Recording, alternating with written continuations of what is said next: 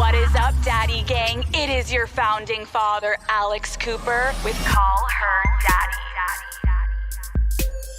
Charlize Theron, welcome to Call Her Daddy. Thank you. I'm so excited to be meeting you. The same here. Cheers to It's Happy Hour. Somewhere in the world. Somewhere in the world, it's happy hour. We're cheersing. We've got a little vodka, and we're going to have a great conversation today. You're in your cozies. Yeah, I apologize if I was supposed to get dressed up. No. I'm usually in my cozies, and I have a great. meeting after this. I would usually be wearing exactly what you're wearing. So this is perfect. You look great. You look like me today, and I maybe look like you in another life.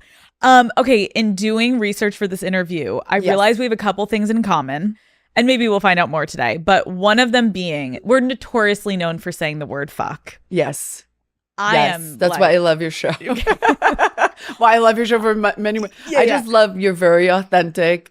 And I love your use of the word because, if somebody uses it that much, it has to feel like it's coming from a real place. And yours feels very grounded. I haven't heard you say it yet, but I know it's going to come out today. But I'm like, I've heard that you say it all the time. Yeah. I remember reading it said, Hollywood Reporter profile said that you said fuck 154 times in 3 hours in an interview. They'd have to fact check that. I don't think that's true. There's no way. I was like, she's an icon. Humanly possible. Have you ever said it in a really inappropriate setting where people were like, Charlize, what the fuck are you doing?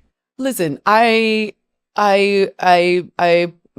definitely, I'm trying to think of how to say this without getting the right context around it. I swear in front of my kids because I feel like, I am a responsible mom, but I am who I am. I'm not ashamed of who I am. I also want to teach my kids that there are things for them to look forward to.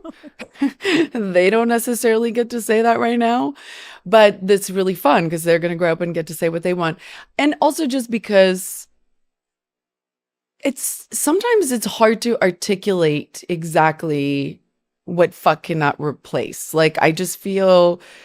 And maybe that's because my vocabulary is just not very strong and English is a second language, but it's hard to sometimes really get that thing across, and you can special size it. You can custom it for your, whatever that fuck is that you need, It's fucking amazing. I do this really fun thing with my kids in the morning when we drive to school. They DJ, so I can't DJ at all. So they all take my phone and they'll just alternate with each other and play songs. And then they got a little older. They were it used to be the clean versions. And then it was like, Mom, can we play the dirty versions? And I was like, okay, just for this car ride.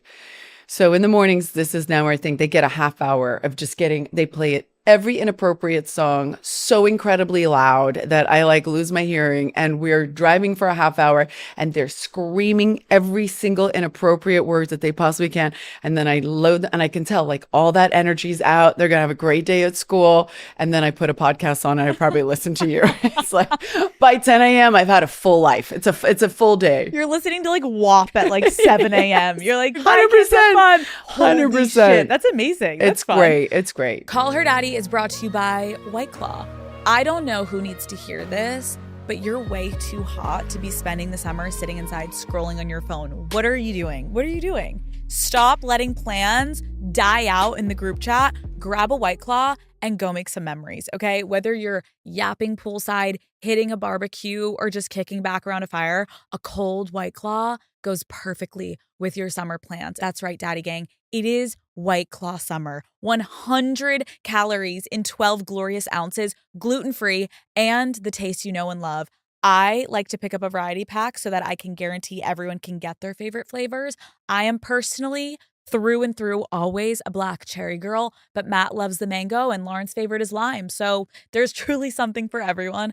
It's time to come out of hibernation and stop leaving everyone on red. We're finding a guy with a boat and we're having a damn drink. My friends and I strictly drank White Claw for an entire girls trip last year. And now I can't even smell sunscreen without being reminded of that trip. It was honestly the best time ever. There is nothing better than warm sun, a tiny bikini, tiny bikini, and an ice cold claw in your hand. That is peak life. Pick up a pack from your favorite local spot and grab life by the claw with your favorite flavor this summer. Please drink responsibly. Hard seltzer with flavors. White Claw Seltzer works. Chicago, Illinois. Okay, let's go back to beginning days of your life. You grew up on a farm in South Africa. Yeah. What was that like? It was normal. You know, it's what I knew. It's all of my friends kind of grew up on these small farms. They weren't like these like out of Africa kind of farms. They were called small holdings. We ate off the land and lived off the land. My mom grew.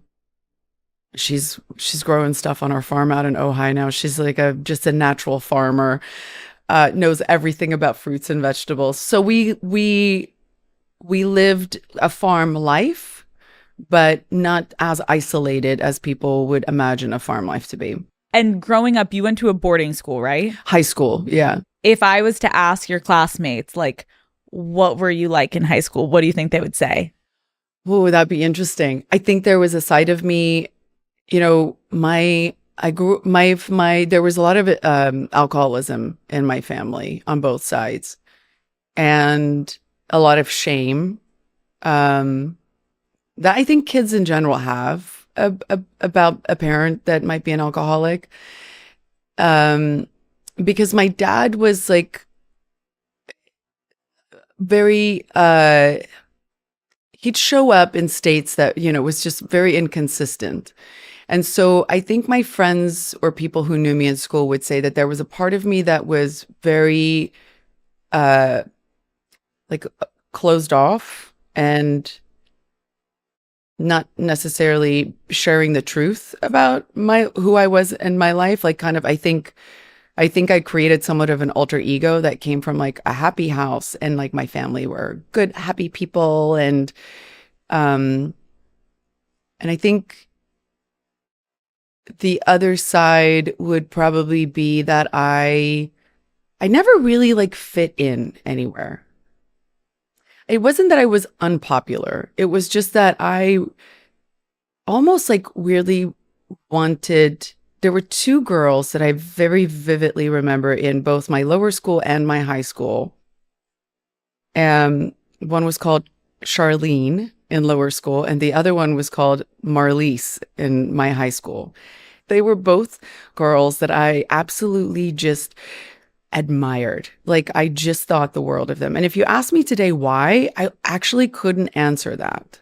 Do you think it was like their aura or their confidence? I think it was their confidence, and that they were authentically, truthfully being who not only they are, but also living the truth of their circumstance at home. I think that was the thing that I really admired about them. Not that I don't think they dealt with the same issues that I did. I don't think that a parent that was dealing with alcoholism, but I still have this with women who, like when they date, they're just like very open and honest. Like they don't try and hide anything. They'll say whatever they want. They're not walking on eggshells. And I think that's the part that kids in my school probably remember the most. But I think now looking back at it, I understand why I was that way better. But don't you think when you look back to like why you admired those girls so much, what you're saying also is like being that young and like masking in situations is exhausting. Yeah. Like you wish you could just be out in the open, but family is family where it is a reflection on you, even 100%. Though you're doing nothing wrong, that your family is dealing with 100%. This, but you still feel this almost like pride that you have to try to uphold something because it's like currency in high school. Like, what is this person like and what is their family from? And so you try to create this narrative, but that's exhausting. And then you walk in the door at home and you're like, well, this is fucking miserable. It's exhausting. Yeah, it's very exhausting. And it's crazy how we carry all of that weight. Like somehow it's us, like somehow their actions are reflective of us. And it's a crazy thing that I continued in other relationships in my life. And I think I admire women who are just like, that's that, like, that's not me. But that was exhausting for sure. Mm-hmm. Yeah. And it affected my life in a way that I think it took me a long time to be able to figure out. So when you ask me like, how do my friends or people who went to school with think of me? I think they think of me in a way that was not really authentic me. It was a put forth version of me. In dealing with that in high school, then I know, like, we don't need to get into all the details today, but you experienced such trauma at such a young age. How do you think experiencing that ended up impacting you in your later life? Not just in the like, oh, she's not as authentic, but then once the trauma really hit, like, how did that impact you in the next couple decades of your life? I think it was just, the first part of it was full denial because my mom didn't really have the tools to deal with that tragedy. But it was also just years and years of this consistent kind of like walking into a house or waking up in the morning and not knowing what I was walking into. It's like what a lot of people say about living with an alcoholic, right? You're kind of living at their whim, like whatever they're feeling that day or wherever they are, that's what is going to be the vibe and the energy of the house. And that inconsistency, I think, was what affected me way more than just that one night. And I think what happened was that there was such a focus placed on that one night when that tragedy happened. And it was very, very unfortunate. And I wish I could say it was only a one-time occasion. This is something that happens in homes across the world more often than we want to admit. But you know, I think it took me like well into my late 30s to really be able to look at that and actually like shake off the weight that I felt like I carried for my father, for my mother. You know, I felt like even when I got famous, like I couldn't quite honestly speak about it because I didn't want to hurt her feelings. I felt like people were involved that didn't ask to be in the spotlight. But then I also got older and I was like, but this is also my truth. Like, this is where I come from. And I don't want to have shame about it anymore. You know, my dad was an alcoholic. He wasn't healthy. And my mom stepped up and protected me. And if that happened to me with my children today, I can tell you right now, I would do the same thing. It doesn't make it less unfortunate, but you know, again, I can't protect people all the way through. Like I have to also live my authentic self. So now it was a one night event in my life. I am still dealing with the everyday consistency of a lot of damage that I think I experienced as a young person, just in my every single day life. I think that is so relatable in the sense that, like, if there is something catastrophic that happens that shakes a family or a relationship, that event feels very, like, palpable, and people think of that event. But when you're living it, you're like, oh, it's kind of actually like not even where my head goes to when I actually think of all the trauma, because that was an instant. The rest of my life, my entire childhood, was this thing of living with this alcoholic and learning how to placate or hide or defend and shield, and then go to school and pretend like this isn't ruining my entire life, and smiling and pretending I'm this like cute girl that is fine. Everything's fine. I know that you've talked about it, but you said later on in your life, you then got into therapy because you realized like, oh, this is really still affecting me. Was there something that made you realize like, holy fucking shit, I've got to get control of this?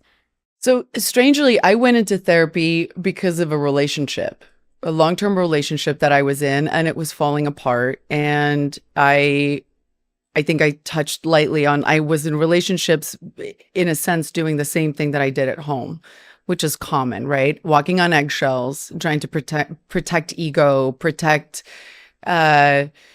embarrassment for a partner, you know, because of their behavior, and feeling like somehow that reflects bad on me. Like all of these things I was kind of repeating in my relationships. And I had a narcissistic boyfriend that said, you know, you're the problem. And not that I believed it, but I felt like I had invested a lot of time into this relationship. And I was like, well, maybe, you know, let me put my ego aside. Maybe I should go. And there was always this kind of thing thrown in my face, like, because everybody knew about my life, like, oh, you must be this damaged woman, right? So I went actually to try and save this relationship. And what ended up happening was that I ended up saving myself. Yeah. So maybe in a weird way, I do owe this guy You're like, some gratitude. Even though you were the narcissist. Yeah. Thank you. Well, two things came out of it. The therapist was like, you should leave him. Yeah. And also, by the way, you're not the problem. Like other people have been the problem in your life and you need to start admitting that. I have gotten into therapy and it's changed my life too. And so I'm always such an advocate for it, but I know that everyone has to go at their own pace. So it's interesting to hear you be like, I actually went in for something that for sure was at the forefront of your life. And it was like an annoyance and painful. And you were like, I need to fix this. But really it's like, oh my God, girl, we have so many bigger problems than this like douchebag that kicked to the curb. And now let's focus on you. Yeah. Interesting. So once you got into therapy though, and you realized you needed to start working through a lot of this, did you struggle a lot with coming to terms with bringing back up trauma? Because I think a lot of people are like terrified to engage with it because for a long time, if you just leave it in the corner, you think like, I don't need to bring all that back up. I don't want to relive those days and memories. Was it hard for you? Yeah, because I became an expert. I practiced avoidance, right, my entire life. And also I was the product of an environment where therapy didn't exist. In South Africa, I didn't know one person who was in therapy. I don't even think we had therapists. Now, I might be totally wrong and some South African person be like, first of all, okay, in my community, I never heard the word therapist. We also didn't have AA. Nobody was an alcoholic. You never used the word alcoholic. Like, this was just, I think I grew up in a culture where men were men and a real man drinks. And it was a very toxic culture. But therapy was just never something. And, you know, again, like I said, my mom didn't have the right tools. My mom... And my mom does not understand the concept around therapy. And I don't, listen, she shouldn't. She didn't have it in her life. She doesn't know what that is. And so when it happened, her kind of words of wisdom, like she sent me to school the next day. Like that tells you everything. My mom's like a survivor. My mom is like, you wake up the next day and you get up and you continue and nobody brings you down and and that's what she did to me. And I was 15 years old. So coming to therapy was not because I was avoiding it. It was just so foreign to me. And even I'm of a generation where I didn't even know a lot of friends that were in therapy. I think I knew like one friend that was in there. And it was this friend that I reached out to and said, could I meet with your therapist? Like, I didn't even know how to get a therapist. So it was all very foreign to me. So yeah, putting aside the behavior that I had learned for years, it was also just like, it wasn't in my, it wasn't, I wasn't surrounded by it in a way where it felt very natural or normal or I had easy access to it. As you've evolved and continued to peel layers back of like how your childhood impacted you as an adult, I think I've even dealt with this with friends where it's like, as you become more therapized, you look at your relationship obviously with your parents differently. And it sounds like you have such a beautiful relationship with your mother, but like, how have you navigated being someone in therapy and dealing with that trauma, whereas you have then someone in your family that's not? Because I feel like there's probably a lot of people listening that are like, wait, so how do you handle those moments where like, no, mom, remember? And she's like, shh, let's go out to the let's go out to the garden, honey. Like, I don't want to talk about that. In my 30s, it became contentious. It became because I think I was finding my voice. And I also I feel very protective of my mom.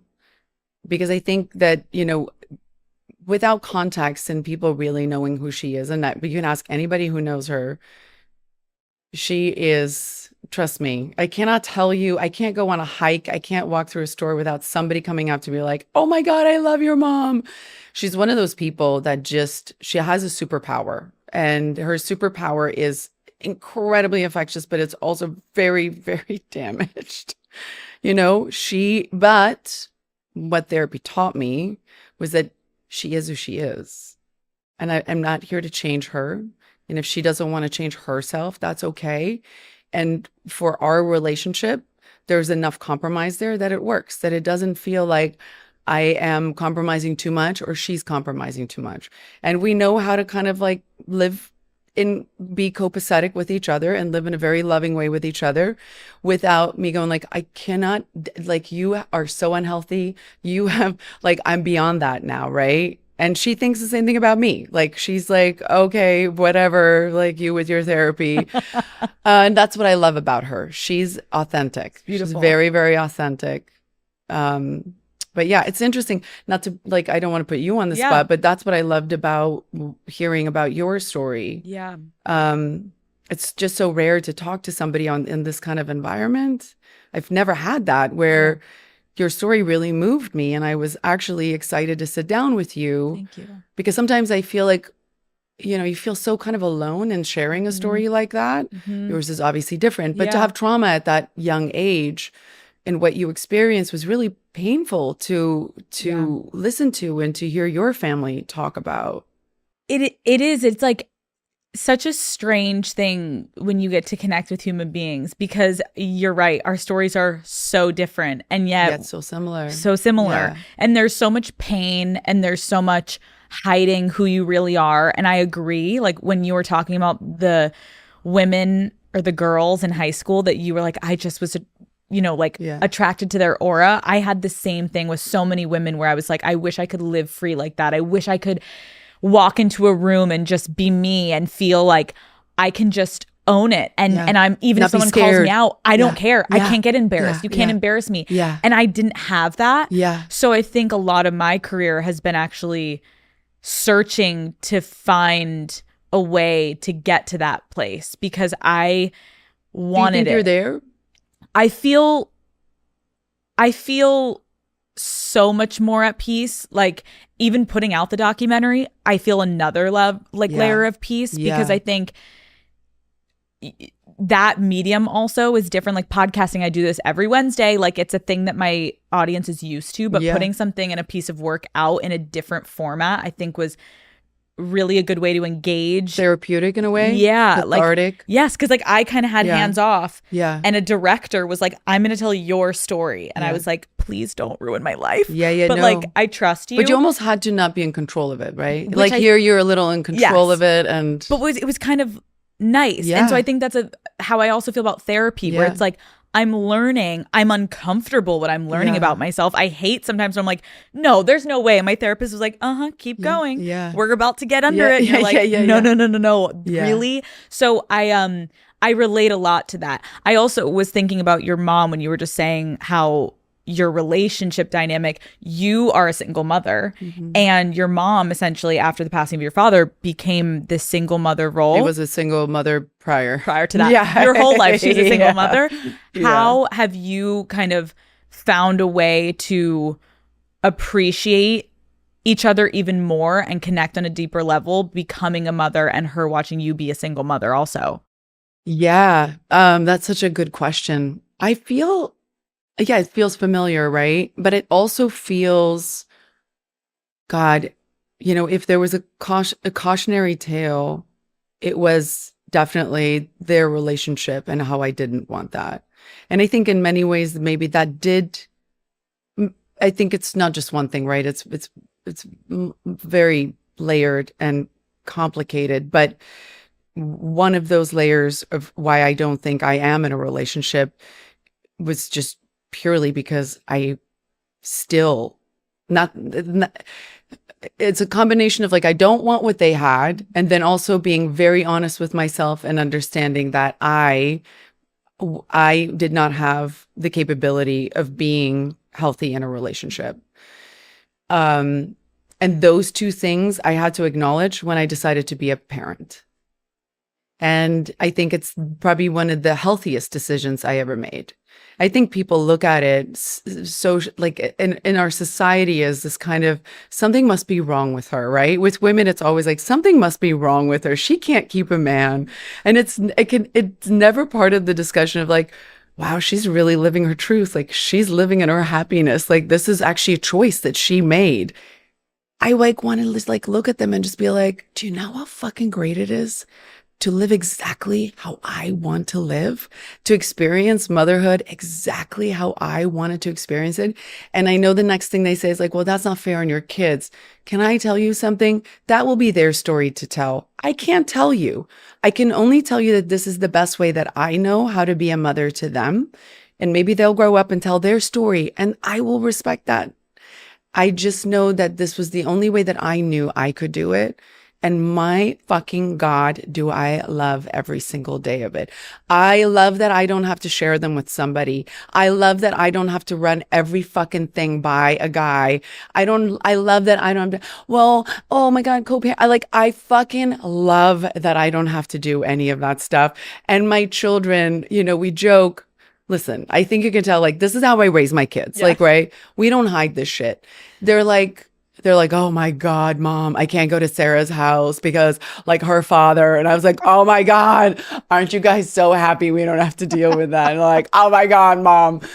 That's amazing. Yeah. So this was how I wanted to be. I don't even know if I'm answering your question. I'm so sorry. No. This helps because it's like you broke this cycle, yes. Essentially. I broke the cycle.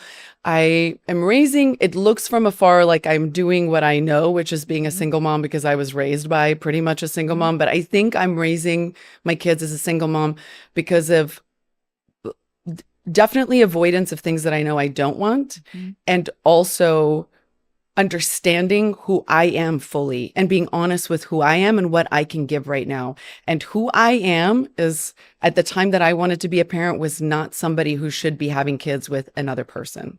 I think that is the most mature, self-aware thing that anyone could ever fucking do. With kids, you have to be that honest because it's a child's life. You have to. And you, again, sitting here being like, I've lived what a single mom looks like who's not actually single, but we're happy about it. Right. And it's like the autonomy you've given yourself to find your happiness and give your kids a different life and a different meaning to what a single mom is. Yes. It's beautiful. Yeah. It's thank you. Yes, thank you for recognizing that. I also love that I don't know what the future is going to hold, right? That's the other thing. It's like, this is like this moment and this time in my life now. And I mean, I'll be honest, I have tried dating and I can tell that no man's moving into our house while my daughters are there. Like, that's not, and by the way, I don't think I can do it. Like, I literally can't imagine a man moving into our house and me sharing my closet, or like, I don't see that happening. Right. But then I imagine like being an empty nester and how that part of my life will be. And by then feeling like maybe I will feel like I want to be in a relationship. Yeah. There's this notion that somebody like me must be missing out on something and that people feel sorry for you somehow, that you're missing out on love. And you're like, guys, I'm telling you I'm good. And they're like, no. It's the thing that you don't quite realize until you have kids. And I'm not saying that it replaces one love with the other, but it is such a tremendous love that I do not miss love. I might miss sex. Fair. That's fair. You're like, but my vibrator is only doing so much. Yeah, no, look, the vibrator is good. And I'm having the kind of sex I never had in my 20s or in my 30s. Love. Yes. And so that part has been really exciting.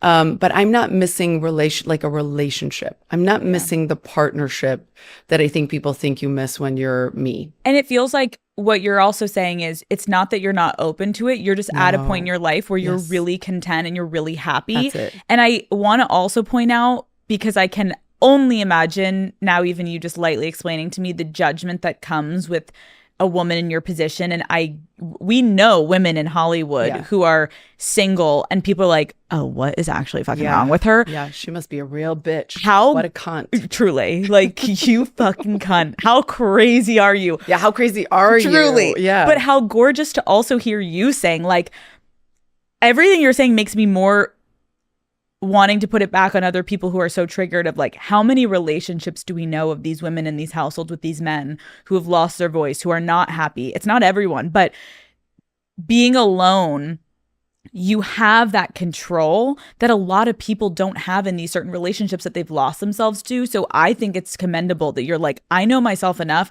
I'm going to stay right here until I want to change it. And then maybe I'll change it. Yeah. But guess what? It's your decision. Yeah. Yeah. And then I watch you with your husband and I'm like, God, that's so incredible. And why can't we just, as women, experience these two, have these two very different experiences and let that be okay? Be completely okay. Yeah. Like, yeah. I never thought I was going to be someone that was going to get married. You work with your husband. And it works. And I'm like, well, exactly. And I get why people have opinions, but I'm like, but I'm happy. Well, that's the other thing. Like, yeah, exactly. Everybody will always have it's like an asshole. Like, we all have one. It's like, please. Yeah, get out of here. Yeah.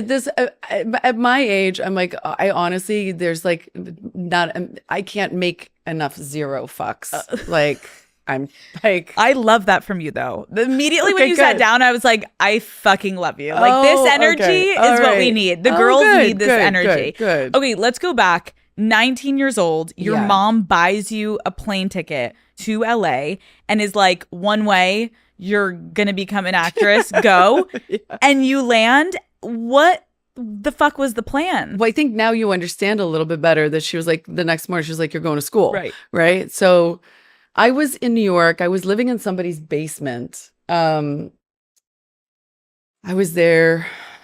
I did not have, I think I overstayed on a tourist visa. So I was kind of in this no man's land of, I wasn't there legally.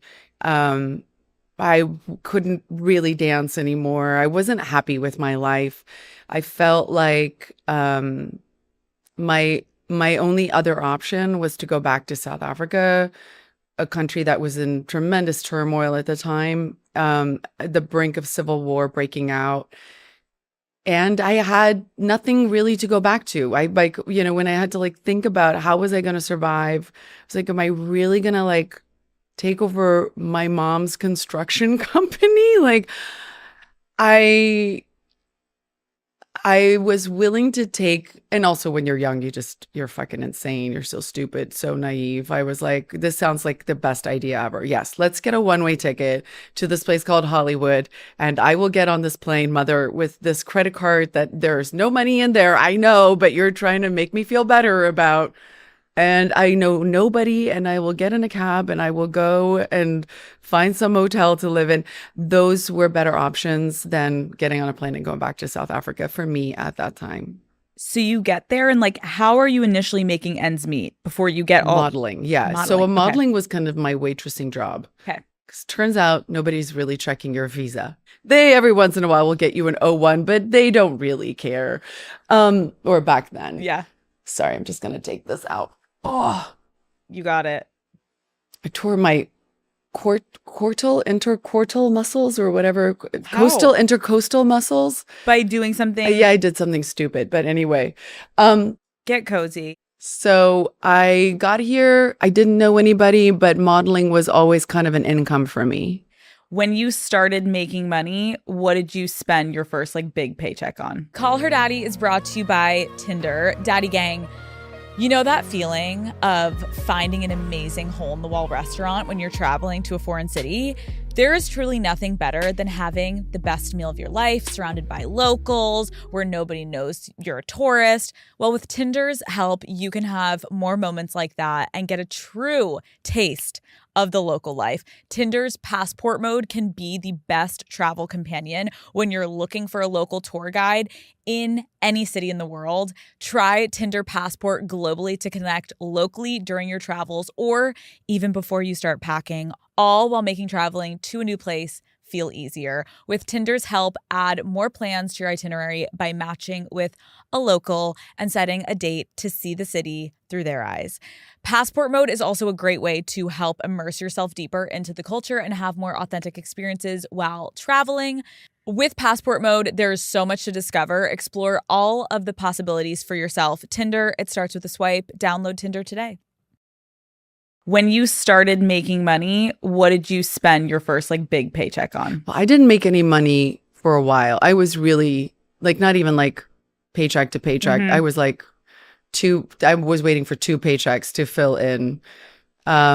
the first job as a model that I ever got that I remember going to the bank and cashing this check for $75,000. And I can tell you exactly what I wore that day. I can tell you exactly how I felt. I can tell you how I walked to my Ford Escort. Like it's so vivid in my mind because it was a moment of complete freedom. Like it's so hard to explain, but I think women or having financial freedom is something that is so important. And when you don't have it, and then one day you feel like you have it, it's a feeling that you never forget. You never forget, and you never want to go back. No. You're like, oh. But I also like stupidly, I was like, well, I'm done. I'm set for life. Like I was like, I'm balling. Yeah. Like, oh, well, I don't have to worry about that again, you know? But I didn't spend it on anything. Nothing. I was so scared of having to like go back to South Africa. You start getting into Hollywood as a young woman. Like, what were your first impressions of Hollywood? It was confusing, you know, because I didn't know what it was. So I was kind of like, you have to understand, where I was raised, we had television from 6 o'clock until 9 o'clock. Like we had 3 hours of television and then we had nothing. And my access to Hollywood was so limited. We had a magazine that would write about celebrities. That was really the only information that I ever got about celebrities. I watched movies and thought that it was like a job that your neighbor did. I didn't know they were celebrities. I thought that Tom Hanks was just some guy that had this job and he was an actor. That status thing didn't exist for me. So when I got here, it was crazy. I was like, oh shit, like people are like celebrities here. So it was very strange for me. But again, I was just so excited. Yeah. I was so excited. I want to ask you about one of your early auditions that you had in the industry where a director asked you to go to his house for an audition late on a Saturday night. Yeah. Can you just explain what happened when you got there? Yeah. I didn't know what an audition or what the process really, what that looked like. An agency that I was working at as a model, I said, listen, I'm interested, so naively, didn't know how you went about being an actor. I said, if you hear of any auditions, I'd like to go. And they said, oh, we think there's a casting for this movie and you have to go on Saturday night. And they gave me the address and it was this director's house. And the little voice inside me definitely said, this isn't right. But then the other voice in me says, well, I don't know. Maybe it is right. But you know, that that voice that we don't listen to, that voice knew. That voice was like, this isn't right. And it wasn't right. And as women, like we're constantly in positions where we almost like we want to be like, no, I'm overreacting. Like there's no way I'm going to get there and it's going to be weird. There's no way. And even when it is weird, you're talking yourself out of, this isn't weird. Like, no, I'm taking this the wrong way. That's not what he's he's not. And by the way, this guy, he got a little nervous for a while there. I've never said his name because honestly, I don't want the story to be about him. You know, honestly, it's not because I'm protecting him or anything, but he got nervous for a little bit. Why? Because he heard me tell the story and he knew it was about him. And he wrote me a pretend letter trying to explain his behavior and how I must have misunderstood it, which is classic, isn't it? It's so classic. No, Charlize. Yeah. He wrote you a letter? Yeah, because I think he panicked. He started panicking. Of course. He was like waiting for me. And I just realized like, I won't even fucking say your name because you know you're the scumbag. Like, you know it's you. And if anybody ever asked me about him, I would be completely honest. And he knows that. And I kind of like that he's got to be on a hot seat. He doesn't know when it's going to come. I kind of like that a little more. I'm so sorry because like I opened up in my documentary about this person in a position of power that abused their power and sexually harassed me and all the things. And coming forward about it, I had like such anxiety. And it's interesting because it's like, you're in a position of power now. You were so young in your career. From what I understand, this was like a huge director. Yeah, huge. And the power imbalance being there in that room on a late Saturday night, what the fuck are you going to do? And most people would be like, well, why didn't you just get up and leave and yell and go immediately report it? And it's like, it's so nuanced and complicated. Like, can you just explain, because I have so many women listening, like a little bit about in those moments now when you look back, how to not feel such shame and guilt for something that clearly was not your fault? Yeah, it's so hard to even, it's like we can only share these experiences and we can talk about them enough so that hopefully it becomes normalized, that we hear it enough where women can just go like, okay, I've heard about this time. Like, and while you're sitting in there, you can hopefully say like, okay, force yourself to do this thing that we maybe, the point that I'm trying to make is that we have to be careful, because it's very hard for people to understand why someone with a strong personality, someone who's outspoken, how someone like that can find themselves in a position where they won't say something. And that is the story that it's a classic story, right? It's very, very complicated. And even though I want younger generations of women to not do the same thing, I also understand if they do the same thing, because I drove up Laurel Canyon and I was so mad at myself. I remember like being furious with myself because I couldn't believe how I had let myself down. Like, I was like, what the fuck? Who the fuck are you? Like, why the fuck would you allow that? Like, why? I still get those feelings, because it's like you know yourself so well, and there's something that really like kind of like breaks my heart to the core when people so in this very luxurious manner talk about, well, you know what, next time you should fucking say something. Like, don't wait 20 years, okay? This kind of like callous way of not wanting to believe. Like, that's really what it boils down to. It's instead of saying like, I don't believe you, it's like, well, don't be a fucking pussy. Like, maybe you shouldn't have been a pussy about it. And we all know what that feels like. It feels like no matter what they say, it can't hurt more than what you're telling yourself. Like, I beat myself up over that. I was like, you can say whatever that you want, motherfucker. Trust me, you can't hurt me more than I hurt myself about what happened that day. I mean, even just listening to you say it, it brings up so much, I think, for every woman probably listening, because you're so right in those moments.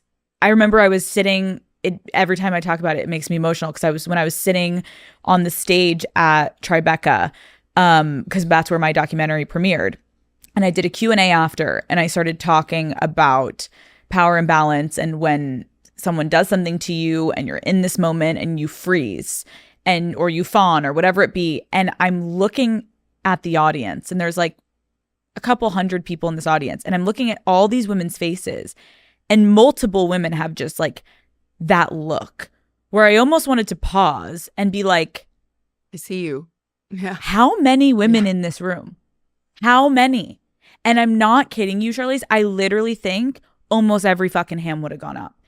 And it breaks my heart, because I'm like, holy shit, this is happening as we're sitting here. Some woman is experiencing this feeling. And I agree with you. I think for me, I relate a lot to what you're saying of being someone that's so outspoken. I do think a lot of people are like, there's no way that would happen to you. There's no way. And it's like, oh no, the minute you're in that room, you're not yourself. You are the smallest version of yourself. You don't even remember who you are. And the minute you walk out the door, you kind of start to remember. And that's when the shame hits you, because you're like, wait, how did I not just... I said it to my husband less than a year ago. I had an executive say some of the most insane shit to me. And I'm Alex Cooper. I'm me. I'm supposed... literally froze. Yeah. Froze. Yeah. So if it's happening to me now, and it happened to me back then when I didn't have a voice, there is no through line of this can't happen to her. It doesn't matter where the fuck you are on the totem pole of power and success as a woman. When those men get you in that position or there's a power imbalance, you're fucked. Or in your case, a woman. I think that story isn't told enough. Definitely not. So I'm grateful and I really respect your choice in wanting to tell that story, because I think, just as I feel like when I meet men who have experienced this kind of power play, I think that we need to tell these stories so that we can understand that we're not alone. Like, that's the thing, right? And it's hard to tell them in a world where people don't want to fucking believe you. It's really, really hard. It doesn't make it easy for us. And when it starts to sound repetitious and it's like, oh, it's the same story again. It's like, yeah, but guess what? We're all made of the same fucking we're human beings. And until you are in this fucking environment, don't tell me how you're going to behave, because I will not let a motherfucker fuck with me any day of the week. Like, step up. But when somebody catches you off guard like that, I don't want to get emotional about it, but I think it's the fact that it's in an instant, within seconds, somebody is telling you your value, and they're telling you you're not really that valuable. Because guess what? I was never going to get a part that night. And I knew that as soon as I left. Like, when I was driving up Laurel Canyon, I knew I wasn't there because I had some value that I was going to bring to this man's movie. I was there for one thing. I was only valued for one thing. That was it. So when somebody does that to you, you will fucking freeze. No matter who you are, you will fucking freeze. And the conversation you also brought up of, why did it take you so long, right? Yeah. I had experienced some people being like, oh, 10 years? It took you 10 years? Yeah. Now that you have this platform, now all of a sudden you want to talk about it. And it's like, 10 years, yes. Because like you just said, when you're driving up Laurel and you're leaving that moment, and how quickly you realize your worth and who you are, and then you're mad at yourself, it starts to almost seep into every single decision and interaction you go forward having in that industry, whether or in your relationships, whatever it seeps into. So yes, it took me that long because I had to repair what that person broke in me, and I had to find a way back, and it still fucking hurts, and I still feel uncomfortable, and I still cry about it. There's no closure, but there's a little bit of a semblance of healing. But yeah, it took 10 fucking years, and sometimes people are going to live the rest of their lives and never get to feel any bit of healing. So like, there is no timeline. There's also the complication of, I feel when I watch your documentary how much you love playing soccer. Someone's taking something away from you that you love so much. So there's that fear on top of it, right? Like, I remember I had this constant kind of worry for myself. Like, I was like, if I don't make this work, like, the alternative is just so fucking dark. Like, I don't want to have this other life. And so that was like the added thing on top of it, was like, they're fucking with something that you really love. So it makes it even harder. It makes it more complicated. That's their power. Yes. That's their power over you. That's the, why didn't you speak up? But most of these women are sitting there and like, this is my job. Yeah. This is what it's so complicated. So I think the takeaway for any woman listening is also just like, we see you. Yeah. There is no answer, and we're not sitting here saying because of our experiences, you should do this. You're probably not. And we understand. And we need to be a community that can support each other. We can stand together. Truly. Yeah. And fuck those fuckers. Fuck those pieces of fucking shit. Fuck those fuckers. You fucking motherfucking ass bitch. Fuck you. What have you learned? That's the beginning of your career. What have you then learned about your own strength through this crazy time in the industry that you've had? I feel fortunate that that I think I don't mean this in like a feel sorry for me way, but I feel like I had a hard childhood. I think it set me up for an industry that's hard. I'm hoping that it can become less hard. I'm trying to be part of solving the problem. But I think it was the thing that helped me.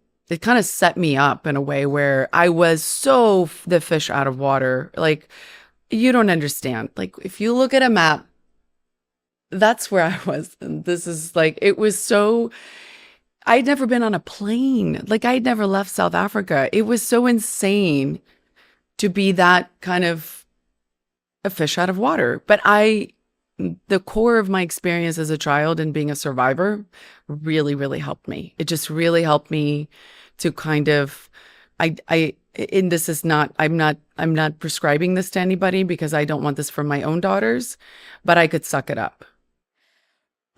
Though coming from a situation where you weren't really privy to the information about Hollywood, you had a really rough childhood, then you get here, like, did you ever get to a point where you felt like you could lean in and be proud of your success, or what is your relationship to success? Like, have you had like an I made it moment and you're like, this is fucking when great. I got that $75,000, I was like, I'm done. I have had many moments like that because I think I always, I think what happens when you experience death at a young age, I'm not speaking for everybody, but for me, it made me hyper aware of time. And I also think that growing up in South Africa, at the time that I did, when AIDS just ravaged my country in a way, it brought it to its knees. As a woman, you just couldn't help but feel like you were going to die of AIDS. Like, that's just what it was like. Like, I had this constant fear every time I had sex with somebody. I was like, I have AIDS. Like, I would go and get tested. And so I had this constant feeling of time running out. So when good shit came my way, I really I felt it. But I also felt this thing kind of chasing me, like, time's going to run out, time's going to run out, time's going to run out. Like, you got to get it all in. You got to pack it all in. You got to get it done, which is a horrible way to go through your 20s. So I have had I've had great success, and I've had a ton of great opportunities come my way. I've always said this. I really believe this. It is not just about talent. There are people out there that I know that are way surpass my talent, that will never have the opportunities that I had to showcase them.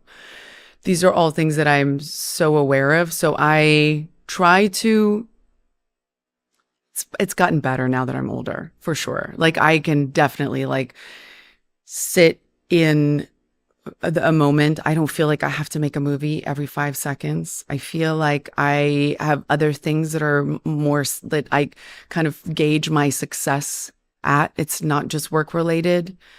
But I also, listen, after you win an Oscar, there's a part of you that can go,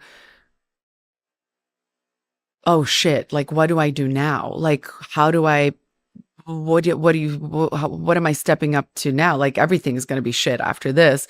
And then after you realize, like, yeah, it's probably going to be shit, you just go like, well, the fuck that then I'm just going to fucking make movies that I want to make. Like, I got an Oscar, bitch. Like, I got nothing else to prove. So let me just fucking make shit that I want to make. So fucking It's nice. great. It's very freeing. Something I think a lot of people obviously respect you for is the way that you have transformed yourself for so many roles. Like, you've gone bald, you've gained 50 pounds, like you've gone bald sounds like I was like, that was a shaved head, bitch. No, like, we don't have to go that far. No, but like, you know what you've gone bald. You know what I mean? Well, you were bald. You shaved your head. There's a buzz and there's bald. Like, You've gone bald. You're like, yeah. I buzzed my hair. Yeah. But you know what I mean? Like, Yes. You've really taken things to the extreme. How, when you were doing those things within your career, did it affect your confidence, or did it not? No, I found it very freeing. I think that it's much easier for me to kind of lose myself when I'm working, to really kind of be a good actor. Like, if I look in the mirror and I see Charlize, I'm like, oh, like, this is just all feeling like, now I'm just feeling like I'm being like a fake version of myself. I don't know. There's something for me, maybe it's because I come from the world of dance. There is a real appreciation for costume and music and like this kind of vibe that you have to set to this world that you're creating. And I don't know how to work without that. Like I am always in awe of actors who can just, Philip Seymour Hoffman, just be Philip Seymour Hoffman and be fucking amazing in every movie, but that's not who I am. Like I really rely on finding a character from the outside in almost sometimes. Let's talk about your dating life. Oh, here we go. Okay. Hard pivot. Let's swerve. Okay. So when you were bald. So I literally was about to say, so now that you're not bald anymore. Okay, so obviously we spoke about it earlier. You've been outspoken about never wanting to probably get married. Yeah. And once you kind of accepted that, like how has that impacted your dating life, knowing that you're not looking for marriage, like with men, and how has it affected them with you? Well, I think there's okay, let me just be clear. Marriage is a long-term commitment. And I think I want long-term commitment. I just don't need to get married. So I just want to clarify that. I will tell you in all honesty, and the work that I've done on myself, I think a lot of that also has to do with the fact that I have a tremendous fear of not being able to get out of something. And that's, again, me just understanding me, right? And, now, obviously, by California laws, after 7 years, you're in a fucking marriage, whether you walk down the aisle and sign the piece of paper, like, it's 50-50, bitch. Like, let's just be clear. So I'm like, my semantics is like crazy, but I want, if I were to find a relationship, I would think of it as something that I'm aiming for long term. I've never been somebody that really wants to like jump from one thing to another. From the time that I was in relationships, I was in one relationship after another relationship after another relationship. And so when I earlier said I'm having sex now for the first time like I never had before, is because I'm not in relationships. And it's not because I don't want to be in relationships, but I'm seeing things for what they are, right? I'm not trying to force a circle into a square, or whatever the fucking American saying is, the peg and the hole and I can never say it right. I think that was right.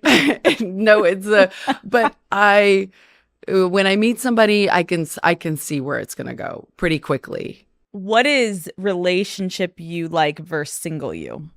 So this is what we were talking about earlier. Like, I am ashamed of being a person in a relation, or that I used to be. I should speak now. I've done a lot of work, but I used to be someone in relationships that would lose herself. And again, it's that thing, you're such a fucking power bitch. Like, you're a baller. Like, why? That couldn't be you. But it goes back to how I looked at girls who were I've never really had a lot of practice in just being confident and like saying, I've always felt like I've had to like protect other people so much that codependency has just remained in my relationships. So I used to be a person that would watch herself, would also attract narcissists, men who wanted me to kind of treat them that way. And if I didn't, there was a lot of conflict, and I actually don't like conflict. Yet again, something people are always surprised. I don't like conflict, but when I feel like if I feel like I have to choose between conflict or just placating, then I will placate because I don't want the conflict. But when you're in those type of relationships that you've lost yourself, how have you pulled yourself out? Friends. Mm-hmm. Yeah. Great friends. Like, and now I'm going to cry. Just great girlfriends. Wow. Yeah, because I think sometimes you can't see when you're in it. At all. And you need a friend that doesn't hit you over the head, because you won't leave until you can see it for yourself. And a good girlfriend knows that. And so they support you while you're in the darkness, because that's all you have. Like, you need that support. And I've put some girlfriends through fucking hell. So yeah, I love that the show's for women. Fucking girlfriends. You need good girlfriends. But I think that the biggest also point that I want to highlight that you just said is like, there's a difference between being a really good girlfriend and then when someone's in a really unhealthy relationship, making them feel shame about it and being like, we can't fucking do this again. We can't. You're an idiot. What are you doing? Yeah. You then pull away. And if anything, you lean more towards the person you're in the relationship with.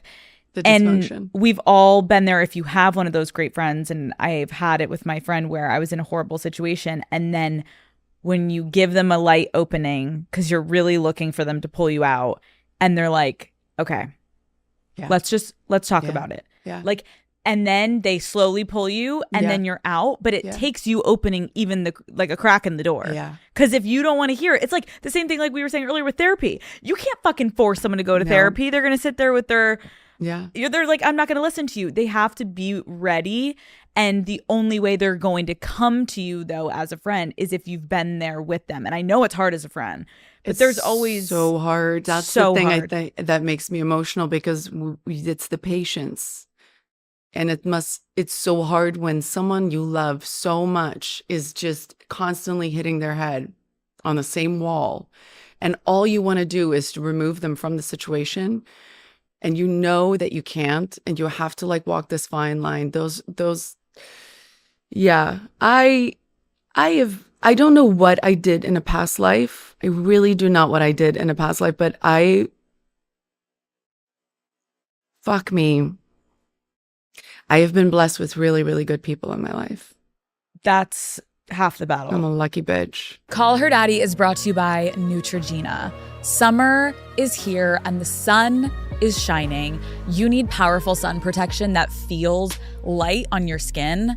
Meet Neutrogena Ultra Sheer Sunscreen. This SPF 70 lotion absorbs fast with a smooth, dry touch finish, so you'll forget you're even wearing it. It blocks 97% of burning UV rays and is water resistant for up to 80 minutes. Lightweight, effective, and perfect for sunny days. It's just what your summer needs. Neutrogena Ultra Sheer Sunscreen.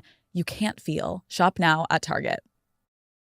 When you're having these like fun little new romance moments that you're in your era of not dating, but you're getting to have good sex. Yeah. How are we meeting these men? Are they men in the industry? Do you not want a man in the industry? I don't. No, You my don't. God, no. I have zero interest. And again, like I say these things, in a very glib way, but I don't think that dating somebody in my industry is a smart thing. I agree. Yeah, I it's agree. not. It's everything.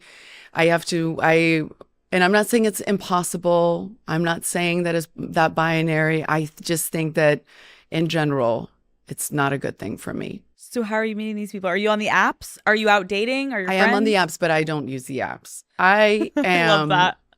It's so relatable. I have a few friends that are very, very good, and one of them I know is listening to this right now, who always is like, okay, you need to come here right now, and you need to meet this person, and I'm very grateful for her, and you know who you are. And I have not been brave enough on a lot of her offers, but recently I have, and it has paid off tremendously. And so, yes, my dear friend Amanda out there, when she says like, you need to just, we'd be in fucking Paris, be like, you just need to fucking like come and say hi to this guy right now. So fun. And yeah, and then it totally pays off. And I'm like, yeah, I need to do that more often, honestly, because the apps are just horrible. Oh, it's hard. No, it's not hard. It's a clown show. I'm sorry, guys, but please, like, no, like I need, like, honestly, not because I want to date you, but because I want to help you. No Burning Man photos, no photos of you with other women. Like, I don't care. I don't want to know that you have girlfriends, and I don't want you shooting a fucking selfie in your closet of your hand in a jean pocket. I'm sorry. I don't want to see you looking at yourself in a mirror that way. It makes my vagina close. I just can't. Oh. And don't tell me you're a CEO, because you're not. Like, I'm sorry. Of what? Of some business you can't explain to me that none of my friends can understand? Like, no. And then, no, you don't live in this apartment no, you do not have a business. Stop. You're a fucking joke. I get wet when you just tell me who you are. Like, don't be pretentious. I'm sorry. picturing you Can't. on the fucking apps with your can't. girlfriends No, I over like can't. wine one night, being like, let's just open this shit up. Well, by the way, that's how it started. I was like drunk enough to have a girlfriend be like, let's just fucking do it. I was like, yeah, let's do it. And that's how I ended up on this fucking app. Listen, I could take myself off the app, but I am like secretly fucking enjoying the joke. It's great. It's the joke. I'm sorry. I'm not trying to be mean. No, it's okay. I'm not trying to be mean, but like I'm trying to like help. This is like, think of this as like charity, help. bitch. As I'm a 50-year-old woman telling you, don't do it. Girls don't like it. They don't fucking like it. It's so true. Yeah. The hand in the jean in No, the I closet. can't. I just can't. I'm sorry. The CEO is also crazy. Oh and my he like works for God. his dad. Yeah. He Yeah. works for his dad. Okay, how do we feel about sex on the first date? Well, so I like, what do you consider a date? Oh, are you going on dates? Yeah, but I feel like when you like, there's certain circumstances where you meet somebody at a party and you have sex and then that's it. You know, that's what it is. You're not thinking you're going to marry this person. That's fair. Yeah. Are you down for a one night stand? Yes. I don't have many of them. I'm sitting here sounding like I do. So when I do, I'm like, oh, fuck yeah, I should have done this in my 20s. I was married from the time that I was like having sex to the time that I had my last relationship. Then I had children. Who has fucking time for dates and shaving and waxing and makeup? And like, I've got 2 children that have to go to school. Then I gotta, like, this shit's on a time. Like, do you need me to send you a call time? I'm obsessed. And it's this, you got 2 hours. Like, what's happening? Because like, I need to know. Wait, do you have any sex tip for the girls? Sex tip? Like, what does that mean? Like, what does that mean? Like, how to have good sex? How to what? Have an orgasm? Anything that like you think of girls could just like, you're hot, you're having good sex. Okay, you're like, I almost choked.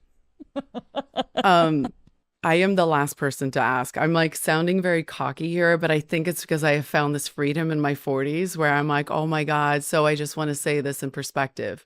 I've probably had 3 one-night stands in my entire life. Okay. But I did just recently fuck a 26-year-old and it was really fucking amazing.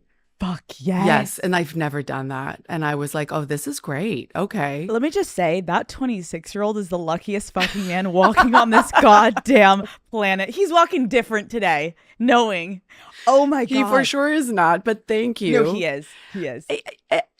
I will just say this. Like, I wish that this goes back to, I think this is kind of like a thread throughout our conversation. Women who come across as confident, women who come across as like outspoken, ones that wouldn't speak up for themselves, tend to also be in bed people who want to please males. Like, and I have found this in my experiences with talking to other women about this. Isn't it strange? Like, we should be the ones that are like, fuck you. Like, I'm going to have an orgasm. And yet my whole life was so concerned about Same. the same. Okay. Oh my God. So my advice would be this. Don't fucking do that. For 2 reasons. You're going to have better orgasms. And guess what? Your man's going to like that. They're going to have such a better time too. Yes. It's so true. It's really hard. I think back to my 20s and in college, like I was so thinking I was doing the right thing. And when you get the feedback of how great it was, and then you're walking away feeling great, but then you're also like, I don't know if I've even had an orgasm in my life before. Like, this is kind of, is this what it's supposed to do and be and what? And then the minute, and it takes reps. Like sometimes it just takes you like getting, because no man is like, unless he's the most amazing man in the world, which go find him, but no. Not gonna happen. It's all of these men, it's about them. And they're not actually being like, I know it takes you longer than my fucking dick just getting off in 2 seconds. So it's like, it's a process to you advocating for yourself in the bedroom, being like, yes, hold on, and actually then speaking up. But it takes time. But I agree, once you hit that part of your life where it's not just like, oh, I'll just like do it and then like he'll get off and like I'm like faking it, your life changes. And practice helps. You just have to practice and then you'll figure it out. Yeah. That's good advice, see? Yeah. In the safe way, please. Okay, yeah, please. In a Please, safe for the love way, of God. please. Okay, what is the biggest dating disaster you've ever had? Oh my God. I had a guy once ask me to make out with his nose, What? which was really, really probably one of the most bizarre asks ever. Yes, in a very like he was getting off on it. That What? was really gross. I would say aside from that, nobody's ever asked me to do something that I was like, whoa, that's really fucking weird. Like, I guess I like weird shit.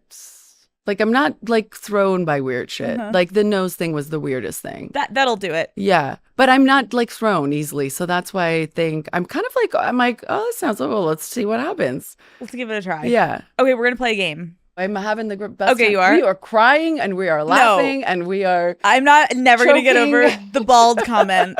Like that. Jail for me. Okay. All right. I'm going to go through some dating scenarios and I want your opinion. Are you in or are you out? Wow. Okay. Okay. He tells you he loves you after 1 month. That's usually what I would do. Charlize. That's like a Charlize move.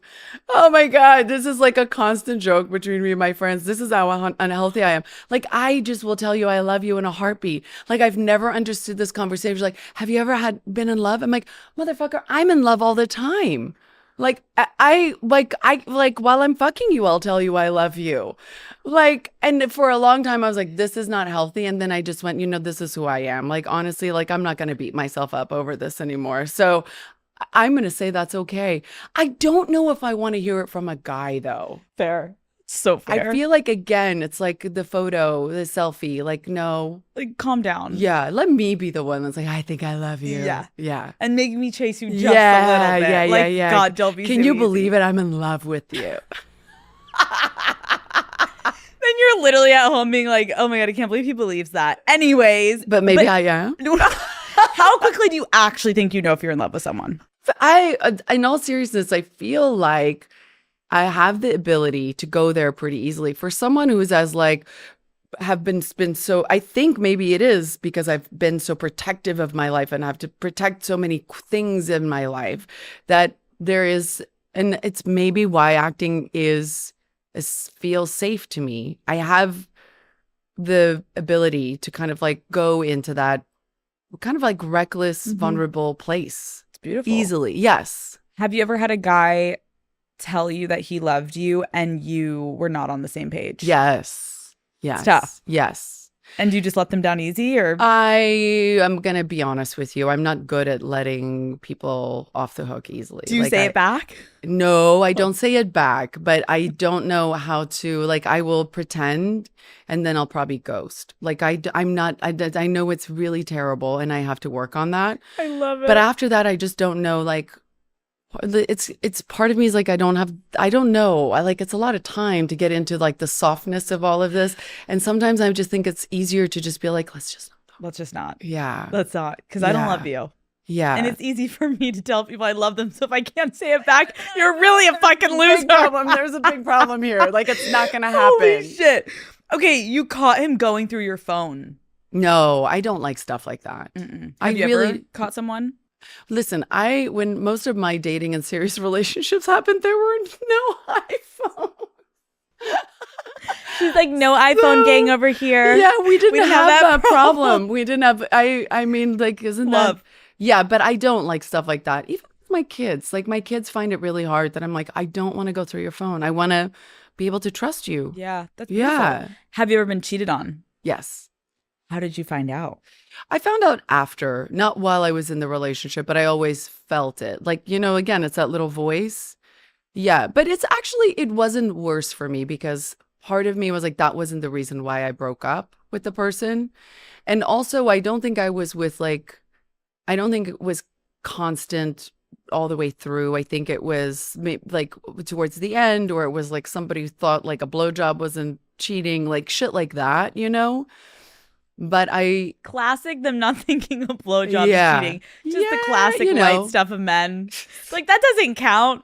Oh yeah, no, you getting your dick sucked did not count for sure. No, not at all. Totally yes, fine. 100%. Did you ever confront him about it, or no? You just let it go.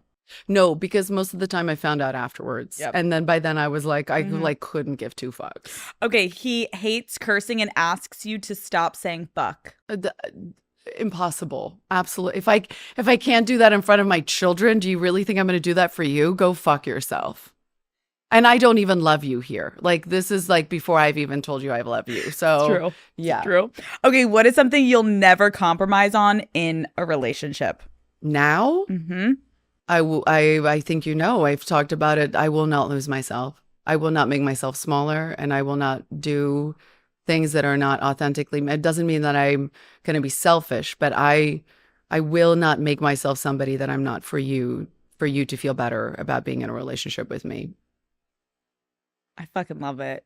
Oh, thanks. No, because it's like you being aware that that's your one thing. We all have that, right? Yeah. Like I had that for so long where it was like everyone knows that one thing that you're like, okay, this next time I've got to stand my ground and I can't let myself do X, Y, or Z. And I think that it's like, for me, mine was like, I really loved the games. Like I was like addicted to like the push and the pull and the put. And the I'm drama. like, You wanted the drama. Yeah. And I'm like, what am I doing? I'm exhausted. Yeah. And like I want to feel safe. So why am I doing this? And finally, why? we're still working on that. I still don't fully know why. Do I you was still doing do that. it? Or, No. Okay. I am so happy. You're aware of it now. Matt was the first person that literally, it was like like a month or so in, and he was like, I don't know what you're doing, but I have literally no interest in it. So let me know if you want to continue or I'm done. And I was literally like, wow. I'm in love with you. But you obviously didn't stop it straight away. No, like, it was a concerted effort for me to Yeah. recognize like I had become used to a pattern. Yeah. And it became familiar to me. And then Yeah. you jump right into the next thing. And a lot of it made me feel like if we fight, then when we come back together, we feel closer. And it was a bad cycle I got into. And then Matt was the first person that I broke that cycle for. And it was like I made such different life decisions with him that I was like, wow, I must really love you that I'm trying this hard to like not That's be. amazing. Yeah. So, That's we all have our amazing. thing. Yeah. Okay. So you told him right there you loved him. That was Yeah, it. then I was That like, the let me take my pants off, fuck me, and I love you all in one night. Let's go. Woo! No He's games like, here. this bitch is crazy. You're like, you want no games? No, literally, let's go. Yeah. But actually, that is We're something getting married. No, tonight. Let's go to Vegas. He's like, you're insane. Yeah.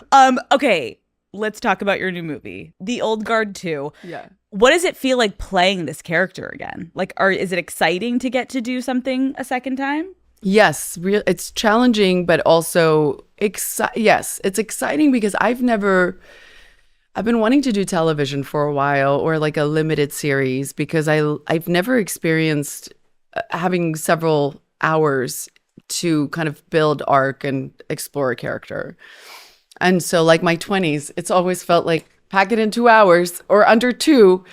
And so this was nice because it gave me an opportunity to kind of like go and revisit a character that I had played before, and I'd never done that before.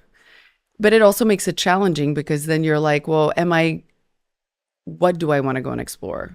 Like what are the themes that or the behaviors that I didn't feel like I fully fleshed out on the first one. So then it becomes complicated in that sense, but good complicated. Okay, you're hanging out of a helicopter in the movie. Yeah. How do you even train for something like that? You don't. There's no training for that. I wanted to do something. I don't like risk. I like challenging myself, but I'm actually not like like I have kids. And even prior to that, I'm not like someone's like, I don't give a fuck. Let's just jump off this roof and see what happens in the water. And I'm not one of those people, but I do like the challenge of being a producer and being able to have some power over talking about that developmental part of what is the narrative and the action, because that's where you can start to challenge yourself a little bit. And if you're making these movies, you should be asking those questions. Right. What is the most insane stunt that you've ever done in your career? Well, that would probably be one of them. Yeah. But if you hear the story behind it, it's not as crazy. It looks insane. That's why we did it. But it was explained to me by this incredible man, Fred North, who is like the guru of all helicopter stuff and movies, It's completely, he's like, this is really safe. No one's ever really done this, and you can do this completely practical. And that's really what I was looking for, was to do something that we didn't have to go on a stage and fake, and, you know, that I could have some cred and have a behind the scenes video that looked really fucking badass. And I could be like, yeah, and that's me right there. But yeah, so that's probably the craziest things. But I've done hard. I mean, I just had elbow surgery 4 weeks ago. I did this movie in Australia. I just wrapped it like a couple of months ago. I play like a professional rock climber, like a free soloist, kind of like rock climber. And I worked with a mad director from like Iceland who just like was like, you have to climb the mountain. And I was like, holy fuck, like he's gonna actually make me climb this fucking mountain. He's like, for the next 3 weeks we are only shooting this mountain and you are climbing this mountain. And I fucking climbed that mountain barefoot, like no shoes. Like it was insane. I look at the footage now, like I go back to the dailies and I go, what the fuck? But it's amazing. It's like you're in it and you just kind of go like, wow, it feels good to feel this strong that I can do this. Picturing you barefoot climbing up and just being like, yeah, and they were like, they were making these silicone feet for me to protect my feet and stuff. And I was like, I'm from Africa. Okay. I didn't have shoes until I was 13. Like I climbed trees. I don't have, and I was a dancer. I have no fucking feeling in my feet. Okay. Put me in. Yes, I'm gonna be fine, you guys. She's perfect for this role. Yeah. Thank God we got her here. Holy shit, this is amazing. At the end, this madman of a director who's fucking brilliant, and I love him. He never gave me one compliment. It was like my dad relationship all over again. I was trying to please this motherfucker every single day. I'd like be on the top of the mountain. I'd be like, my elbow, I couldn't feel. My fucking toe was broken. My ribs were, and he'd be like walking away. And I'd be like, what did he think? He's like, oh, he went home. And at the end of the film, he like pulled me and he was like, you were fucking amazing. And I was like, all right, I deserve that. I got it. Yeah. I got the approval. Yeah. Thank God. Did your daughters go to the premiere last night? They did. My youngest likes to kind of like just ride along with me. The movie isn't right for her. She's too young. There's too much violence in it. But she walked with me because she knew I was going to go home afterwards. So she just walked. She just waited for me, and I said a little thank you in the theater, and then we went home. And I was like, she was like, why don't we watch? I said, no, I'm so tired. Like, we're going to go home. We're going to have a girls' night and we're going to have ice cream. And we got like the ice cream out of the freezer and I had like a half a pound of ice cream. And then I fell asleep like an old man, literally. Like, she was like, really? This is our date? Like, this is your premiere night? Yeah. I wish that was the headline. Like, you're in this gorgeous outfit and then you get home. Little does everyone know, you're like, I'm on the couch with my ice cream. Like, I was shoving a Haagen-Dazs and I was like, I should walk this down to the freezer because it's going to melt. And I was like, fuck that. Nope. I'm rich. It's fine. It's a half a pound of fucking Haagen-Dazs. Like, what am I worried about? It's so good. Do your daughters understand like who you are and what you do fully? Honestly, I couldn't tell you. You know, I feel like maybe. I think that they've been around it. I've most of the movies that I've made since they've been around have been during the summer because I don't want to leave them. So they've been on every set that I've worked on from the time that they've been in my life. So they know that is mom's job. They obviously don't, they don't watch the kind of movies that I make. So in their eyes, I'm like some dinosaur, right? And so like every once in a while when I work with somebody, they're like, wait, you know her? Like, oh, Renee Rapp's coming on Saturday? Or like, what? Like every once in a while, I'm like, yeah, motherfuckers. Like, I'm cool. Yeah. So I was just driving here and my oldest daughter, who's a real bitch, like she does not make it easy on me one bit. Like she does not suffer fools easily. She has never given me a compliment in my fucking life. I was driving here. She was at a sleepover and I called her to tell her that, her sister was coming home and she goes, oh, I really liked what you wore last night. I almost fell off my chair. The phone fell out of I was like, oh my God. Oh my God. Like, be cool, be cool, be cool. You're like, thanks. Yeah. So they play with my emotions, I think. It's really cute. Yeah. It sounds like you are such an incredible mother. You're a great daughter, and you've had such an incredible career, and you will continue to have such an incredible career. And like, this is why I love my job, is getting to meet you. I had no idea what to expect. You know what I mean? Like, I didn't know. Like, I didn't know this fucking woman that can't keep a man. This, like no, this nutty bitch. Like, let's see She's how this. bald. Now I understand. But I didn't know, you know? And I think, not that it was bad or good. I was just like, oh, I'm excited to meet you. Yeah, yeah. And in getting to speak with you, it's so inspiring hearing what you've done with your career, what you've done with your family. I think it's such a testament to women, and it's really, I hope, a message to women of like, you really can create your own path. Yeah. Your past doesn't define you, but be aware of your childhood and any trauma you've had. And you've done such an incredible job, like making your own version of what you want your life to be, which is so inspiring for women to hear. Yeah. And I'm still trying. Of course. We're still figuring it out. Of course. Yeah. But we should definitely try, for sure. Life is too short. As you enter this next gorgeous decade of your life, what are you the most excited for? Okay. So everyone's like talking about the celebration. You're the first person that's ever asked me, like, what is this next chapter in my life, right? I think outside of what I touched upon, which is that I do think about, like, because it's very real. My oldest is about to be 14. Like, I will be an empty nester soon. I think about that a lot because I love my fucking kids so much that they can never know, because I can't imagine my life without them. And the idea of them not being in my fucking house, like, scares me enough to be like, who is this sad man that I am going to fucking catch in 6 years and be like, you can have my whole closet. Just don't let me be alone in this house. So real. Aside from thinking about that, I don't know, because work feels really satisfying. I really feel so blessed and so lucky that I get to do something every single day that I love. It doesn't feel like work. And I'm glad that I get to show my kids what that looks like. To find something that you love, that if you can have a life where you don't feel like you're working, but you are working hard, that's a very rewarding life. And not all of us get to have that. So if I can continue that, and make sure that my kids are okay, like, that's going to be okay for me. I'm going to be okay. This is good to know. So whenever we see you pop up with a man, we're like, oh, the kids moved out. That's literally our barometer. Oh, she must be 18. Oh, shit. Oh, shit. She's miserable because the kids are gone. This is just the fucker that happened to be at the coffee shop earlier that day that she's like, you're moving in with me, motherfucker. And he's like, shit, I get to be with Charlize Theron. My secret's out. I just fucked myself. Yeah. Well, there goes my vagina's joy. Like, that's not happening anymore. Thank you, dude, Alex. Really great. No, I will tell this man I love him before I know his name. I will hook him so fast.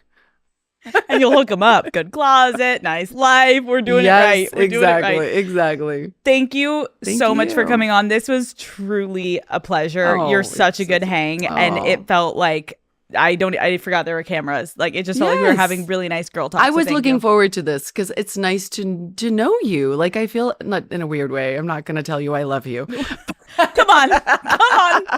It's nice to know a little bit about you. And I'm a huge fan, by the way. Well, I'm a huge fan too. So look at us.